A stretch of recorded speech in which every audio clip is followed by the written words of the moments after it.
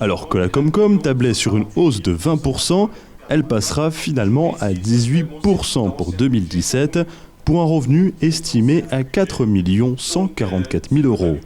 Une autre part devrait aussi venir de la dotation de compensation aux communes, une dotation redistribuée justement aux communes, une nouvelle qui ne passe pas chez certains élus. Exclu qu'on touche à mon attribution de compensation. C'est pas Götzenbrück qui paye les errements du SIDEM. Et on dit, on persiste et on signe, surtout on change pas. Le SIDEM, aussi longtemps qu'ils ont plein pouvoir, ils dépenseront l'argent à tirer la rigole, ça sert à rien. Et même si bon nombre de commerçants accusent le départ des militaires et la baisse démographique intrinsèque comme affectant leurs affaires, pour Gérard, rien de tout cela, c'est plutôt la configuration actuelle du centre-ville, la coupable. C'est-à-dire que la route, elle est beaucoup fermée pour des réparations ou n'importe, et ça fait, c'est pas bon pour nous. L'élargissement se fait vers le talus et la route aura une largeur de 5 mètres. C'est une bonne nouvelle, quoi. Hein. Là, 2 voitures pourront se croiser, naturellement pas avec une vitesse folle. Hein. C'est pas une route pour faire de la vitesse, hein. C'est pas une autoroute, mais au moins on peut circuler tranquillement. Côté visiteurs, la nouvelle tendance, c'est bien sûr d'acheter, mais aussi de vérifier d'où viennent les produits que l'on retrouve ensuite en grande surface. Il y a un échange avec les gens de la région et on sait d'où viennent les produits et c'est un gage de confiance. Aujourd'hui, il y a des doutes sur d'où viennent les produits, les marges qui sont faites avec les supermarchés. Et puis c'est là que nous, on veut faire la promotion, aussi bien pour nous, et même là où nous, on vend nos produits, qui sont aussi dans les supermarchés, pour dire que voilà, on existe là et qu'on n'est pas négociant de nos produits. C'est qu'on est producteurs nous-mêmes. C'est le grand jour aujourd'hui. Ils installent le fruit de leur travail dans la forêt. Et un invité surprise est présent, une ornithologue.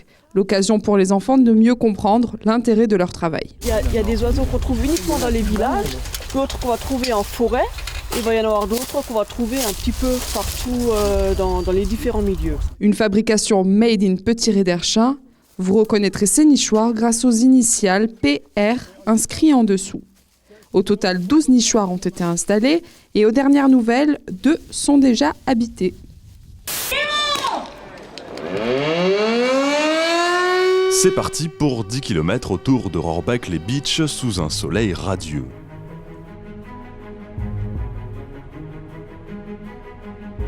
Et passage obligatoire par le Fort Cassot.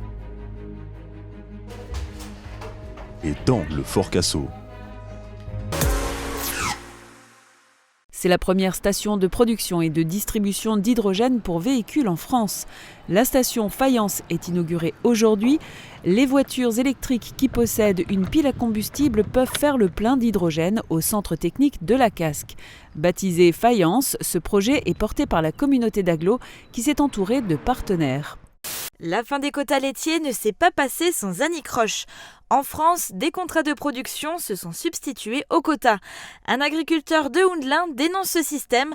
La compétitivité française face aux voisins européens est mise à mal. Le producteur laitier de demain, ça sera une ferme robotisée ou mécanisée à outrance. Et pour ça, il faut plus de volume qu'aujourd'hui de façon à payer, à amortir ce matériel. Ça ne me dérangerait pas de relever le défi de faire plus de vaches laitières, mais je veux un prix garanti. On n'a plus le droit de reconnaître ce qui s'est passé il y a encore 5 mois. Je veux dire, la crise laitière, on en est sorti seulement en début d'année où les prix ont remonté un petit peu.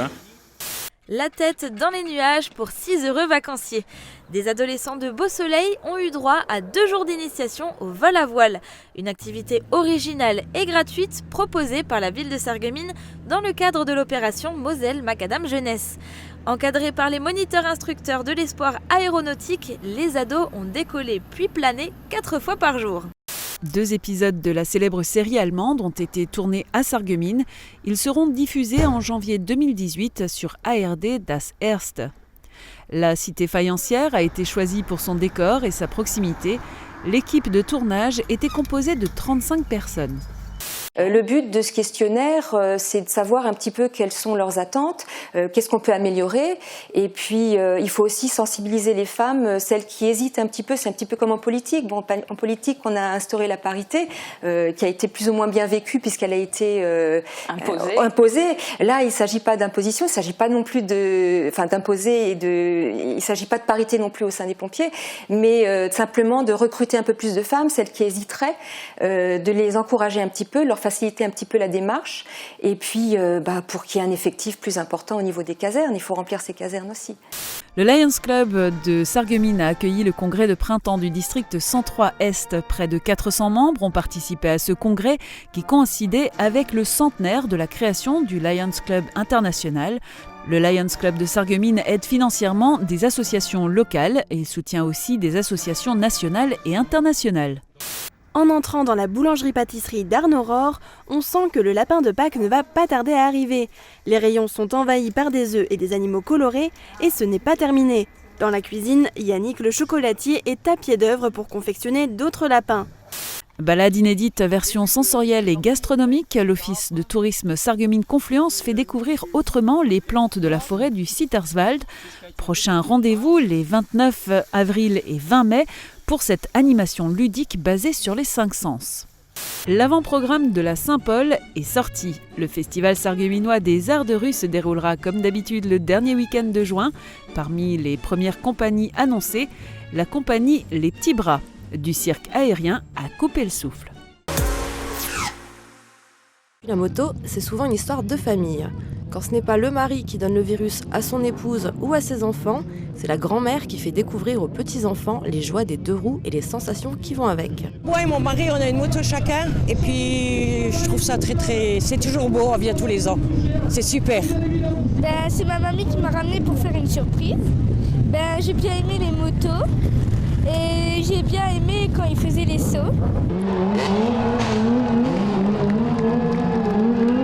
C'est au centre social de Faré-Bersvillers qu'est inaugurée cette première maison digitale, un projet porté par l'ASBH et financé par la Fondation Orange, qui s'engage de plus en plus en faveur de l'éducation au numérique. L'aide pour s'approprier le numérique s'est très vite orientée vers les familles et vers les personnes qui en sont aujourd'hui dépourvues de maîtrise de l'outil informatique qu'on peut aider plus facilement. Donc, plus particulièrement les femmes à domicile, les femmes qui sont encore en situation de ne pas maîtriser complètement le numérique ou l'Internet par exemple.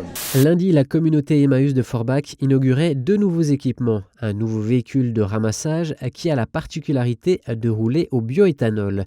Emmaüs s'inscrit depuis longtemps dans une démarche d'économie circulaire à travers son activité de réparation-vente. Avec cet achat, la communauté s'engage une fois de plus en faveur du développement durable. On ne sait pas qui c'est, mais le 100 millième participant au programme d'échange du SFA se trouve parmi eux sur cette photo souvenir. Depuis 1980, le secrétariat franco-allemand, basé à Saarbrück, finance, grâce au soutien des gouvernements français et allemands, des échanges en formation professionnelle, auxquels ont participé le lycée professionnel Pierre et Marie Curie de Frémin-Merlebach et un centre de formation de Mühlhausen en Thuringe.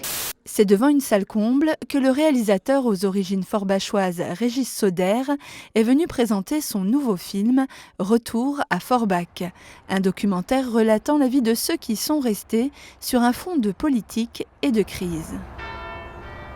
Pour donner plus de réalisme au film, le réalisateur Étienne Comard a fait le choix de recruter des acteurs amateurs membres de la communauté manouche de Forbach. Ici, contrairement à Paris, la langue manouche a été préservée. On peut d'ailleurs l'entendre dans plusieurs scènes du film. La communauté manouche est doublement fière pour sa participation au film et pour l'hommage rendu à la musique de Django Reinhardt.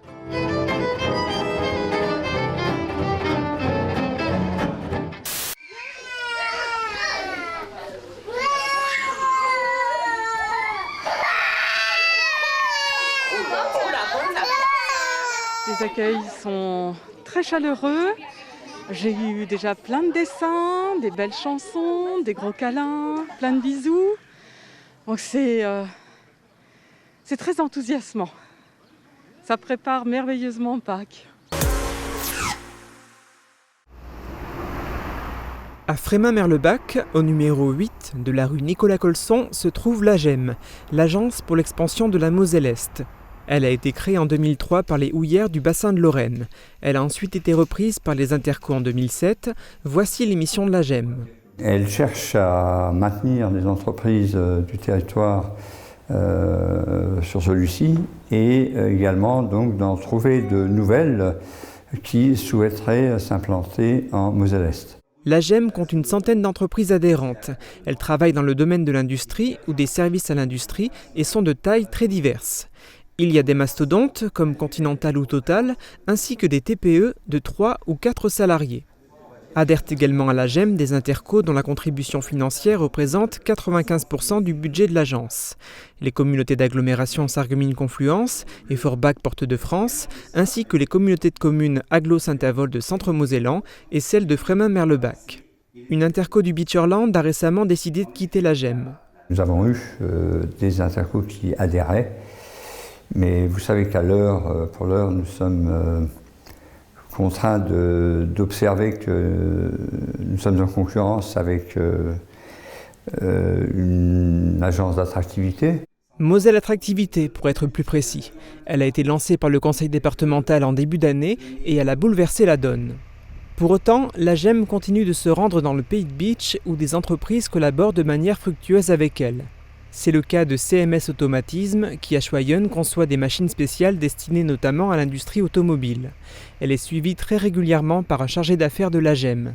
Cette entreprise qui s'étend envisage d'embaucher prochainement et pourra compter sur l'expertise de l'agence pour la renseigner sur les aides dont elle pourrait avoir droit. La GEM est au courant de beaucoup de points que nous, petites entreprises, on ignore ou on n'a pas forcément le temps et l'accès à ces informations-là. Et aussi par le biais de leur matinée d'information, ça permet d'avoir des informations très concrètes et précises dans un temps réduit. Cela fait plus de 10 ans que cette entreprise travaille avec la GEM. En plus de recevoir la visite d'un chargé d'affaires, CMS Automatisme a déjà participé à des ateliers ainsi qu'à des job dating organisés par l'agence de développement de la Moselle-Est.